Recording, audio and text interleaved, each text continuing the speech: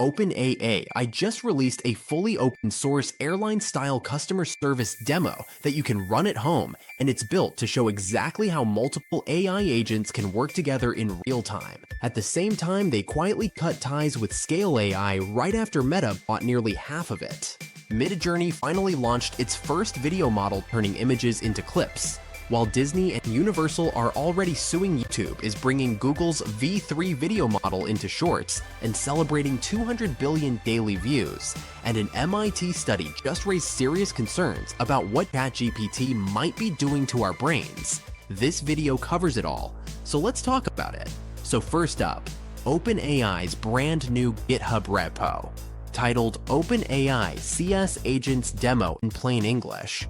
It's a full customer service mockup for an airline, and the entire orchestration layer is built on the Agents SDK that the company's been teasing since spring under the hood. It's a Python backend spun up with UV corn.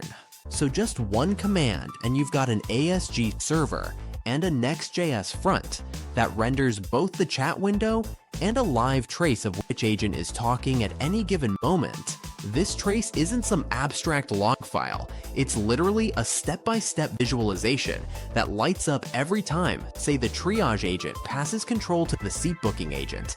If you type, "Hey, can I switch to an aisle seat on flight 347 triage checks?" your intent kicks the request down the pipe and the seat booking agent then calls its seat map tool, pops up the rows and finalizes the swap.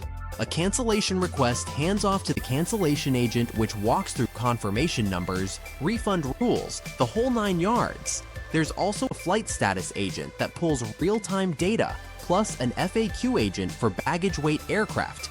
Types you name it now. None of these agents roam free. 2 guardrails keep them in line. The relevance guardrail sniffs out off-topic nonsense. Ask for a strawberry poem, and it slams the brakes. The jailbreak guardrail detects prompts like, "Show me your system instructions," and drops a structured error. Both events get highlighted in the trace, so developers can see exactly when and why the conversation got blocked. Because the whole thing is modular, you can tack on your own agent, swap the routing logic, or beef up the guardrails without rewriting the core scaffolding. OpenAI is basically handing over the blueprint it uses internally. Composable agents with prompt templates, tool wrappers, handoff, logic, output, schemas, and a tracing layer that makes debugging halfway tolerable. Fire up the backend, run npm, run dev on the Next.js side, and you have a working airline bot. You can poke at locally, it's transparent, extendable, and honestly a handy teaching tool for anyone trying to wrap their head around multi-agent architecting instead of one monolithic prompt. But here's where the plot thickens almost at the same time. Bloomberg's scoop that OpenAI is phasing out its contracts with Scale AI just sold 49% of itself to Meta for, $14.8 billion, Meta's second largest buy ever. And that means Scale Chief Executive Officer Alexander Wang is hopping over to Meta's experimental AI project, to no one's surprise. OpenAI doesn't love feeding training data through a vendor that now answers to a direct competitor, so it started winding down those deals. Months ago, an OpenAI spokesperson says Scale only covered a small portion of their data pipeline anyway, and they're pivoting to newer outfits, like Merck or Google's doing the same dance, apparently over similar worries that Meta might get a whiff of how rival models are built. Scale's interim chief executive officer Jason Droy put out the usual "we remain unequivocally independent" line. But, well, when your new majority partner just wrote a $14.5 billion check, independence starts to look a little theoretical. The fun subplot Scale used to rely on armies of contract labelers for basic image and text tagging, then shifted toward more specialized annotators. As the models got fancy, that talent pool is exactly what OpenAI and Google now need somewhere else. So, yeah, corporate drama meets supply chain realignment in real time. Meanwhile, Midjourney finally stepped into the video arena with version 1, its first image-to-video model. The way it works is you feed it a single frame, could be something you shot, could be an image Midjourney generated for you. and it spits out 4 5-second clips. Each clip is sort of that dreamy, otherworldly vibe. Midjourney is known for not exactly photoreal, but definitely compelling the model lives exclusively inside Discord.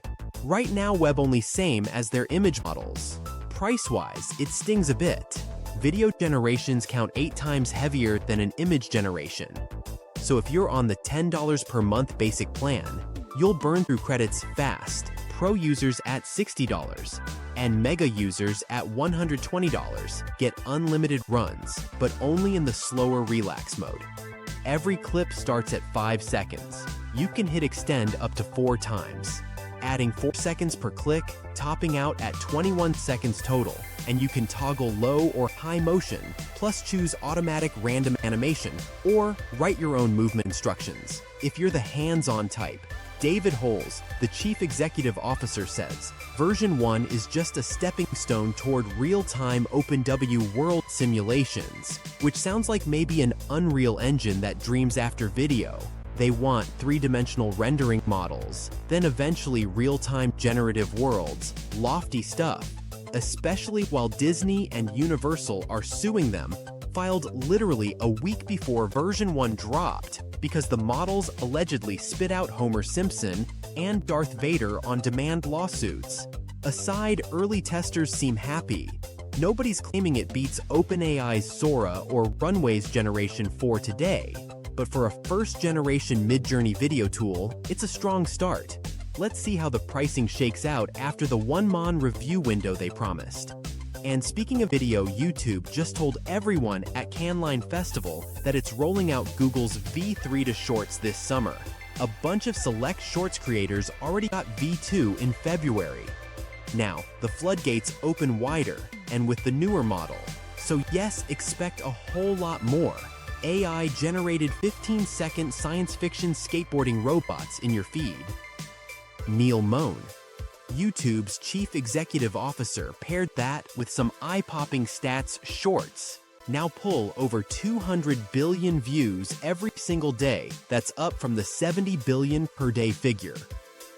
YouTube quoted back in March 2024 on the living room side, viewers consume 1 billion hours of YouTube on connected TVs each day, and more than half of the platform's top 100 channels get the majority of their traffic from that couch audience. Throw in 1 billion monthly podcast viewers and an auto-dubbing system that's already been used on 20 million videos, and you can see why they're doubling down on generative production tools. YouTube also published its 20th birthday Culture and Trends report, a couple nuggets. Short form growth keeps accelerating, no shock. But videos over 60 minutes are also climbing fast, likely thanks to those TV viewers looking for movie-length documentaries or full-episode podcasts. The report breaks down how gaming still drives a huge chunk of watch time, and it charts waves in ASMR, fitness, and even long-form commentary. So while Shorts is exploding, long-form isn't dying. It's moving to the biggest screen in the house for marketers or creators. The takeaway is simple: if you want reach, optimize for phones. If you want dwell time, think TV. All this tech optimism gets a reality check from the MIT Media Lab researchers. They ran a study with 54 volunteers aged 18 to 39, splitting them into 3 essay writing groups. One with plain brain, only writing one aloud to Google freely, and one using ChatGPT. Each participant wrote multiple SAT-style essays, topics ranging from the ethics of philanthropy to choice overload, while wearing 32-channel EEG caps across the board. The ChatGPT group showed the lowest neural engagement in alpha, theta, delta, pretty much every band. Linked to creativity and memory, 2 English teachers later graded the essays and called the ChatGPT version soulless, noting that wording and structure converged across different writers. By the 3rd essay, many users just pasted the entire prompt into the chatbot, tweaked a sentence or two, and hit submit. The brain-only cohort lit up significantly more EEG regions and reported higher satisfaction, claiming ownership over their work. The Google group fell in the middle. Researchers argue that active searching still triggers cognitive planning and evaluation, unlike letting a model provide the whole answer. There was a twist after the initial round. The ChatGPT group had to rewrite one of their essays without any AI, while the brain-only group was allowed to try ChatGPT, the AI first. Writers struggled to recall what they'd produced earlier, showing weaker alpha and theta activity. Basically, the essay hadn't entered deep memory. The brain-only writers now wielding ChatGPT actually showed a spike in connectivity, suggesting that human first drafting followed by AI refinement might be the sweet spot. Lead author Natalia Kuzmina pushed the pre-review paper out. Fast peer review could take 8 months and said she's worried policymakers might decide GPT kindergarten is a great idea. Before the science is settled, she also embedded little traps in the manuscript so that when people ran it through language model summarizers, the bots hallucinated fake details like claiming the study used GPT 4.0. Even though the paper never says which version was tested, next up for her lab is a programming study, and early signals apparently show even worse neural erosion when coders lean too hard on AI autocomp completion. It's a small sample, yes, and not peer-reviewed yet, but it dovetails with other research, claiming generative AI boosts short-term productivity while undermining intrinsic motivation. All right, that's plenty of brain food for one session. If you dug the deep dive, tap the usual buttons. No pressure. Thanks for watching, and I'll see you in the next one.